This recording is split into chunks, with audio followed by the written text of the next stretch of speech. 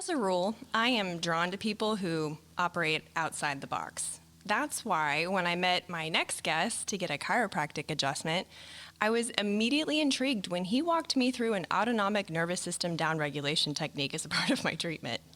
I was even more intrigued when I learned his wife is an MD in internal medicine. I can only imagine the conversations they must have. And he applies a wide spectrum of knowledge to his practice. Today, he's going to talk about the psychology of chronic pain. Stay to the end where he shares tips on how you can hurt less from home. Anti-dogmatic, lifelong learner, Taekwondo black belt, Dr. Rob Thomson, everyone. Hi. So a lot of people would be just super content with their practice to have just like a pop crack out the door, come back 3 times a week for 700 years of your life. Yes, Why a lot not of people are content with that Why aren't you? because that lets people slip through the cracks. That lets people that aren't helped by that, which, chiropractic is an amazingly powerful tool, but the standard pop crack adjustment doesn't fix everybody, doesn't help everybody, and those are the people that I really, really, really like to help. Is the hard cases? The harder the better. The harder the better. The more chronic, the more they've been to everybody under the sun. I just, those are the people I wanted. They're the most rewarding, for sure. The people that have been to chiropractors and say, that didn't work for me, or... Yeah, I love those. I like to see the light bulb moment, Yeah. Or the people who have been to the chiropractors, to pain management, the surgeons, through the run of the mill. And there's a lot of them out there. Yes, there are. And you integrate a lot of different techniques. Yes. So many that I was going to list them in your intro, and I was like, first of all, these are really big words. Second of all, this is a super long list. So can you highlight a couple of them that are, they're all out of the ordinary, but can you highlight a couple of them? Sure. So a couple of things that are pretty prevalent and strong is a technique called PRT, or primitive release reflex release technique. And that's what you touched on. That's the autonomic downregulation. And I really like that technique in particular because it's super fast and it blows people's minds. And it starts the idea that, oh, wait, maybe I don't have to be in pain, which is pretty cool. And the autonomic nervous system can be a big role in how we perceive pain, So to be able to work from that angle can help a lot of people. I also do all the standard chiropractic stuff that every other one kind of just sticks with, but take your pick. Diversified adjustments, flexion distraction, Gonstead, Thompson drop table. Yeah. I've kind of gone through it all. Active release technique for soft tissue, Graston technique for soft tissue, which when you have a lot of different tools in your belt, you can work on a lot of different problems. Yeah, those soft tissue ones that you talked about, those are the ones that surprised, well, other than the autonomic downregulation, that surprised me second the most because it's not a chiropractic adjustment, and it helped me so much. Right. So, yeah. So the first one, what was it called? PRRT. PRRT. Yep. Is that connected to the psychology of chronic pain? Yeah, it's a part of it, So we say psychology and people automatically think, okay, well, that's how we think about things and how we perceive the world and that kind of stuff. And most people kind of have this idea that pain is a relatively mechanistic thing, There's some sort of trauma that sends signals to the brain. We go, oh, it hurts. And that's it. It's done. There's so much more to that. There's a lot of integration. And pain's not actually generated in the periphery. It's generated in the brain. So that's in the autonomic nervous system, a big component of that. When we're stressed out, when we're tight and tense, and right. when we have trauma, when we have past life experiences, when we have, just all that kind of stuff, it all feeds into that loop of chronic pain. So that's such a weird thought that our pain isn't in our body, that our right. pain is in our mind. 100%. It's kind of, I don't know, that's really So, weird. You want a good example? Yeah. All right, so, and everybody, I think, can kind of think back and find something in their life that's similar to this. So when I was a kid, I was on a sailboat with my dad, and we anchored, and we were going to jump off and swim to a little island. It was awesome. It was a fun day. So I jump off, I kick off, and da-da-da-da, and I felt my foot kick the side of the boat, no big deal. I swim in, I feel good. I get up, I'm standing on the beach, I'm looking around, and then I look down, and all of a sudden I notice there's a giant puddle of blood around my foot. And what had happened was I'd kicked off the boat, and my foot got cut on a barnacle. Big gash. But I didn't feel it, right? There was obviously trauma to my foot. Right. But I didn't feel it. There was no perception of pain. There was nothing until I saw the blood, and then it was like the countdown hammer. 3, 2, 1. Ah!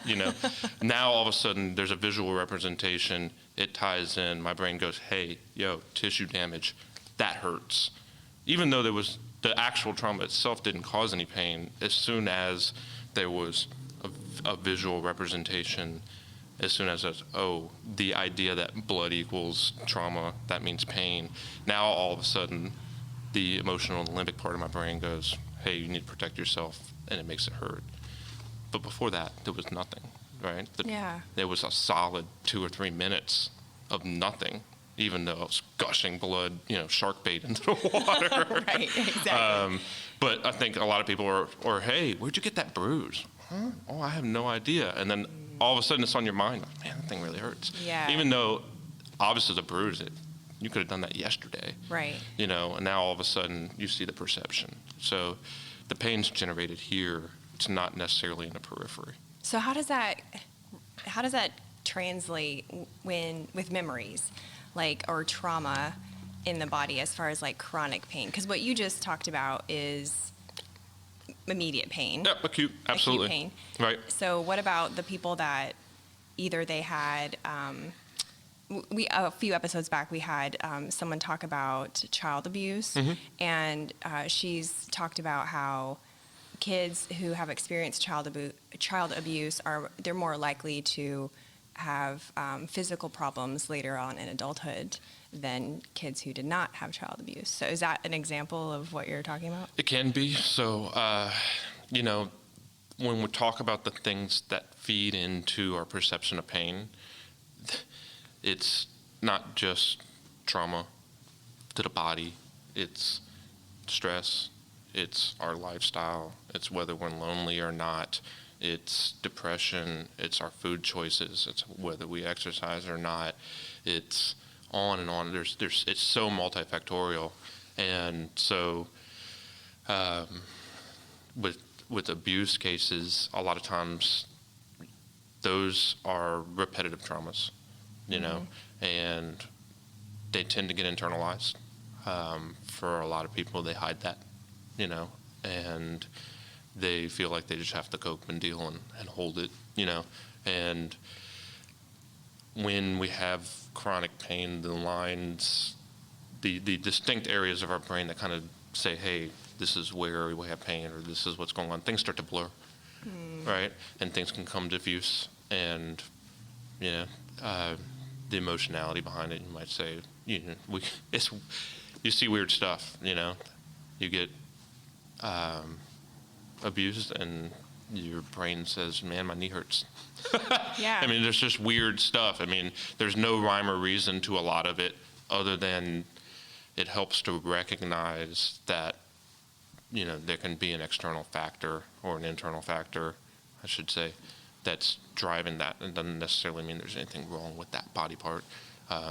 It's almost like your body's trying to tell you to deal with something. Yeah, it can be. Yeah, absolutely. So what's the science behind that? Because, I am totally on board with those ideas, but I think for some people that prefer a more A plus B equals C, I cut Sure. my finger, therefore it hurts. Right. They need a little bit. So what we're moving from in pain research is from like I said, a less mechanistic, A happens, it sends signals up, B goes, brain hurts, okay, that kind of thing, to more neuroplasticity model, kind of the brain's an adaptive learning, organ, and pain fits into that, we adapt and learn pain, believe it or not.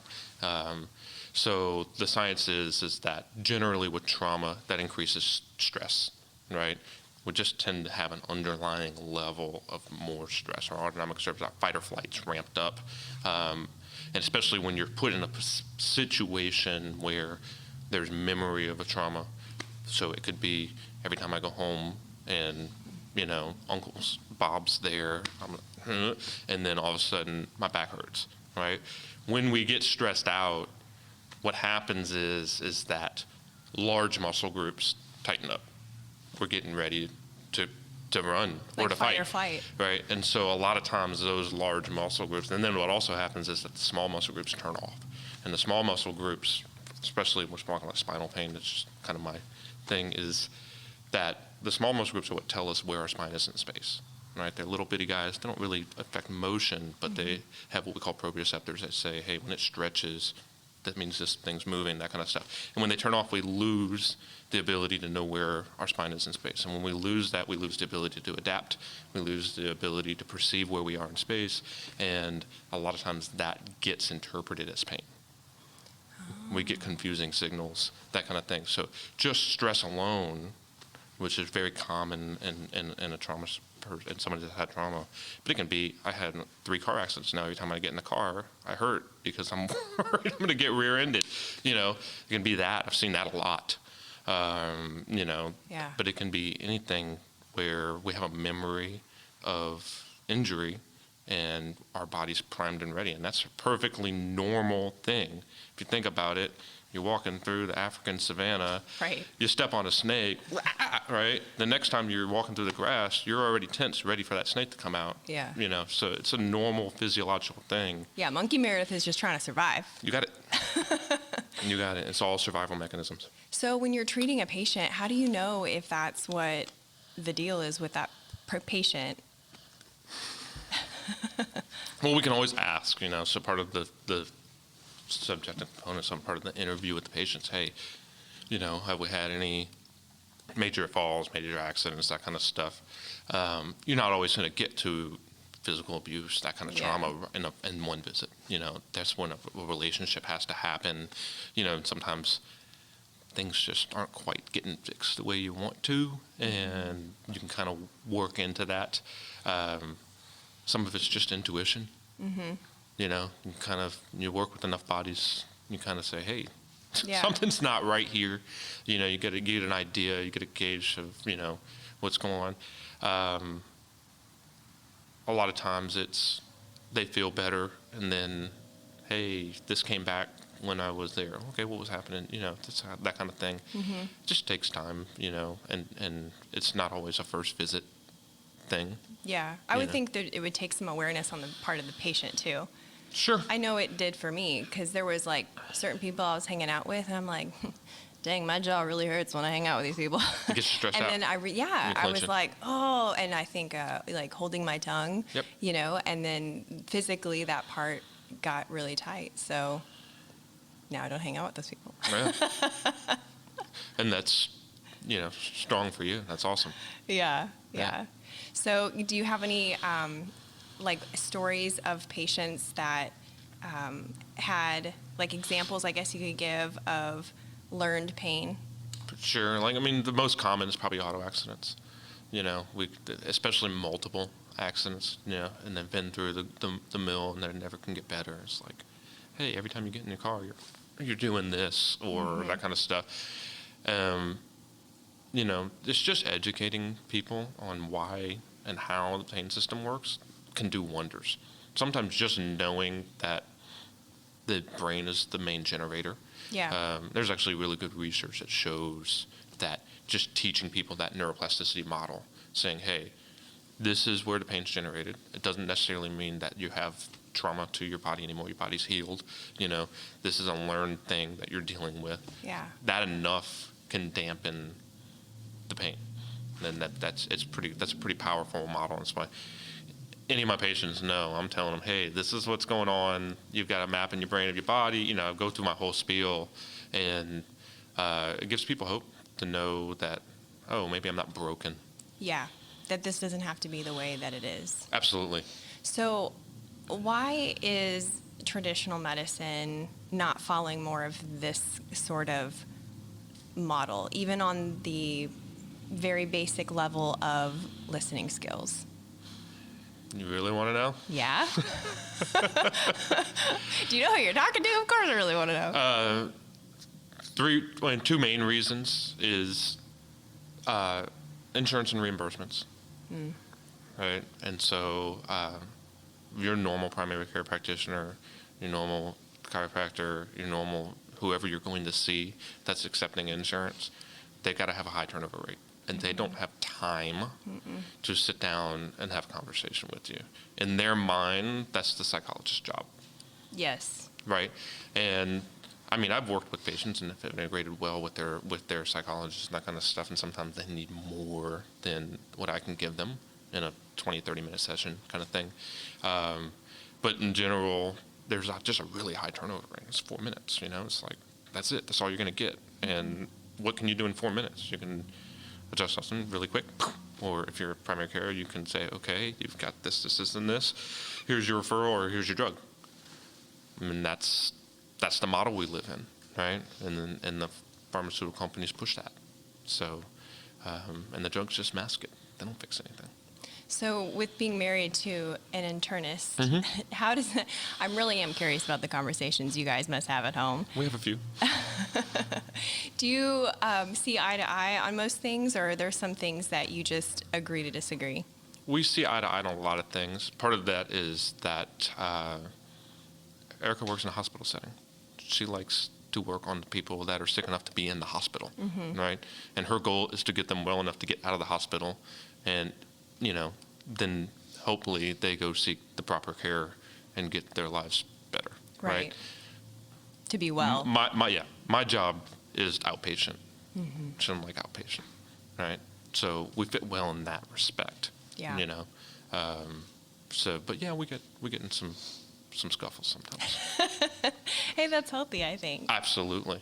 Keeps us on our toes. Yeah, I would think so. Where did you learn your style of chiropractic care? Even though I say your style, you have really a lot of styles underneath the umbrella of your style, but I went to school at Logan Chiropractic College, which is in Chesterfield, Missouri, and that's kind of where it all started. Although I shouldn't say that. It all started, my dad's a chiropractor, so I'm second generation, but I didn't know I wanted to be a chiropractor until fourth year of undergrad. oh my gosh. As a matter of fact, I was determined not to be a chiropractor. And then I realized maybe I didn't want to be a marine biologist. I actually want to help people. So that's kind of where that journey started. So I've grown up seeing my dad help people, and my dad's always been another one of those outside the box, lifelong learner kind of guys. Yeah. And so it was a good example from that standpoint. So even while I was at Logan, I was continually taking as many extracurricular classes as I could. I went ahead and completed 90% of my functional neurology diplomate, which kind of most chiropractors will do that well after they're done with school. But I went and did it conjoined, did them together. So then, I'm just always integrating and learning. I'm not afraid to learn from other fields. I'll go to PT, physical therapist courses. I'll go to massage therapy courses. I'll go, because everybody's got something that works well, and the more you know, the more you can integrate it. So it's just been a lifelong integration of all the different things I've learned. Like I said, I don't stick to one thing. If something's not working, then we move on to the next thing, or try a little bit of this, try a little bit of that. Everybody knows I don't like letting people walk out my door if they're still hurting. No, I do know that. You're like, test it again, walk the hall. You said you have a few ways that our listeners can hurt less from home. Absolutely. Can you share those? Sure. So knowing that our brain is kind of where we generate the pain, then, and these are things that most people have probably heard, but once you kind of understand it, maybe it'll help a little bit. Number one is move. All right. Even if it hurts to move a particular body part, you can move something else. And movement's a very, very powerful tool. Our bodies are designed to move. Our brains are actually developed so that we can move and respond to the environment. Any organism out there that moves has a brain. Any organ that doesn't move doesn't have a brain. It's that simple. That's what our brains are designed for. And so it's very important for our brain health and our body health, and that proprioceptive feedback, the feeling of our joints moving, that helps downregulate pain tremendously. So would walking be a good If you way can to- walk and it doesn't aggravate the crap out of you, yeah. Yeah. I mean, that's the thing. Is if walking hurts because your brain's telling you pain's in your hip, then maybe walking's not the best thing. Maybe you should go to the gym and get on the arm bike. That's So don't a necessarily start. ignore the pain. No, I'm not saying ignore the pain. I always tell people, look, if it's really sharp pain, then, and it's driving you nuts, sometimes that will actually make it worse. And so we don't want that, Yeah. right? But if you can do a movement that doesn't cause pain, I'm okay with soreness later. I'm okay with dull, achy pain later, right? But we want to move, So when Quinn's coach to tell you, well, walk it off, that was actually kind of sound neurological advice, right? So that's number one. Number two is eat well, right? Because that's going to reduce general background inflammation, right? And so when we have systemic inflammation, things hurt more, right? And so just eat good food. I think most people think they eat good food. So can you elaborate a little bit on how do you know if you have background inflammation and what's some good food? All right. How do you know if you have background inflammation? Pretty much if you're eating something that comes out of a box and has ingredients that you don't know what the heck they are, you have background inflammation. I mean, that's just, if you're eating processed food, your body doesn't handle that well. If you can look at it and there's multiple ingredients and you see chemical words, Yeah. you've got background inflammation. And the way you also know you have background inflammation is eat whole foods, right? I'm not going to be super dogmatic on, how much meat, how much vegetables, all that kind of stuff. I'm actually kind of just as long as you're eating good source quality meat, you're eating good source quality fish, beef, pork, I don't care. Just eat some good food, eat real vegetables, eat fruit, Yeah. Make your stuff at home, cook, that kind of thing. Within days, you'll hurt less. If you get rid of the processed carbohydrates, the sugars, the breads, the pastas, all that kind of stuff, and the more you limit that, sodas, all of a sudden you feel better, you're more energetic, your joints move more freely, there's less inflammation, there's less swelling, all that kind of stuff. It's just a general overall, you're healthier, Better wellness. You got it. And I know that sounds cliche, but it's real. But it makes sense. If most of us are hurting and most of us are eating like crap, It's a big one. and we all have to eat anyway, so it's not like I love that tip because it doesn't take more time. It doesn't We're take- already having lunch. You got it. We can just have a better lunch. You got it. So move, Eat well. Eat well. Right. And then the other one is that we have a tendency to focus on our pain. When things hurt, especially when they're chronic, that takes over our lives, right? And the other thing that people have a tendency to do is to catastrophize their pain. Is to say, I'm hurting, now I can't do this, I can't do this, I can't do this, this is ruining my life, that kind of thing. And it's normal. It's a normal psychological thing to go through, right? But if you recognize you're doing it, then you can take steps to stop. And so focus on the things that are working well. Focus on the things that are good in your life, right? And just, know that there's hope, that you can live a life without pain. I mean, if you can start on that road, and you don't have to be 100% like all of a sudden go from I'm dying chronic pain to I'm happy. It doesn't work that way. Not fake. No, you can't be fake. It's work, But Yeah. if you realize that if you start down that path and you find the things, hey, you know what? When I was doing this, I didn't notice the pain so much. So maybe this doesn't have to be 100%. Let's do that again, Or what was good today? When was a good moment? That kind of stuff. There's always something.